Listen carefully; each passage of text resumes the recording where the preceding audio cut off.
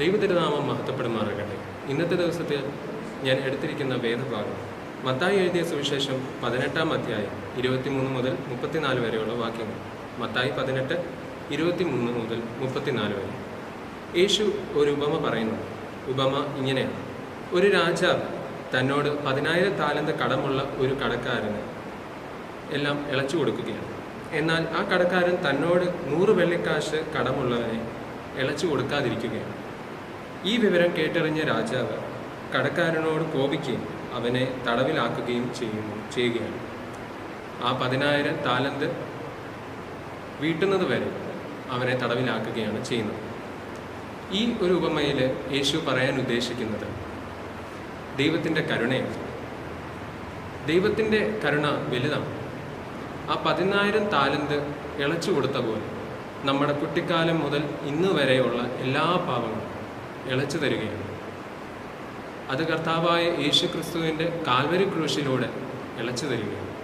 എന്നാൽ നമ്മൾ സഹോദരൻ്റെ ഒരു പാപം, ഒരു ചെറിയ പാപം, 100 വെള്ളിക്കാശ് എന്നുള്ള രീതിയിൽ ഒരു ചെറിയ പാപം പോലും ക്ഷമിക്കാൻ നമുക്ക് കഴിയുന്നില്ല. ഇത് ശരിക്കും വിചിത്രവും എന്നാൽ ക്രൂരമായ നിലപാടാണ്. ഇത് നമ്മൾ മാറ്റേണ്ടതാണ്. നമ്മളുടെ ദൈവം നമുക്കെല്ലാം ഇളച്ചു തരികയാണ്. നമ്മളുടെ പാപങ്ങൾ എല്ലാം ക്ഷമിച്ചു തരികയാണ് ആ കാൽവരി ക്രൂശിൽ. ഒരു പക്ഷേ നമുക്ക് വേദന ഉണ്ടാക്കുന്ന ഒരു കാര്യമായിരിക്കാം സഹോദരനോട് ക്ഷമിക്കുക എന്നത്. പക്ഷേ ഒരു കാര്യം മനസ്സിലാക്കേണ്ടത്, നമ്മളുടെ 10,000 കണക്കിന് പാപങ്ങൾ ക്ഷമിക്കുവാൻ കർത്താവായ യേശു ക്രിസ്തു കാൽവരി ക്രൂശിൽ മരിച്ചപ്പോൾ വേദന അനുഭവിച്ചു. അതിൻ്റെ ഒരു ചെറിയ അംശം മാത്രം മതി ഒരു സഹോദരനോട് ക്ഷമിക്കുമ്പോൾ ഉണ്ടാകുന്ന വേദന. അത് നമുക്ക് അനുഭവിക്കാൻ കഴിയുന്നില്ല. കർത്താവായ യേശു ഒരു കാര്യം കൂടെ പറയുന്നുണ്ട്. അതായത്, സഹോദരൻ്റെ കണ്ണിലെ കരട് എടുക്കുന്നതിന് മുമ്പ് നിന്റെ കണ്ണിലെ കോലെടുത്ത് കളയുക. കരടാണോ കോലാണോ വലിപ്പം? അത് നമുക്കെല്ലാവർക്കും അറിയാം, കോലാണ്. കോലിൻ്റെ വലുപ്പമുള്ള പാപങ്ങൾ ദൈവം ക്ഷമിച്ചു തരുന്നുവെങ്കിൽ കരടിൻ്റെ വലുപ്പമുള്ള പാപങ്ങൾ നമുക്ക് ക്ഷമിച്ചുകൂടെ? നമ്മളുടെ സഹോദരന്മാരുടെ ചെറിയ ചെറിയ പാപങ്ങൾ, ചെറിയ ചെറിയ തെറ്റുകൾ നമ്മൾ ഒരു വ്യക്തിയോടാണ് നമ്മൾ നോക്കേണ്ടത്. ആ വ്യക്തി ഒരാൾ മാത്രമാണ് തെറ്റ് ചെയ്യുന്നത്. ഒരു തെറ്റ് ഒരാൾ ചെയ്യുന്നു. എന്നാൽ ഞാൻ ദൈവത്തോട് ചെയ്യുന്നത് 1000 തെറ്റുകൾ. അപ്പോൾ അവിടെ തന്നെ സൂചിപ്പിക്കുന്നു ആരുടെയാണ് കൂമ്പാരം, പാപകൂമ്പാരം.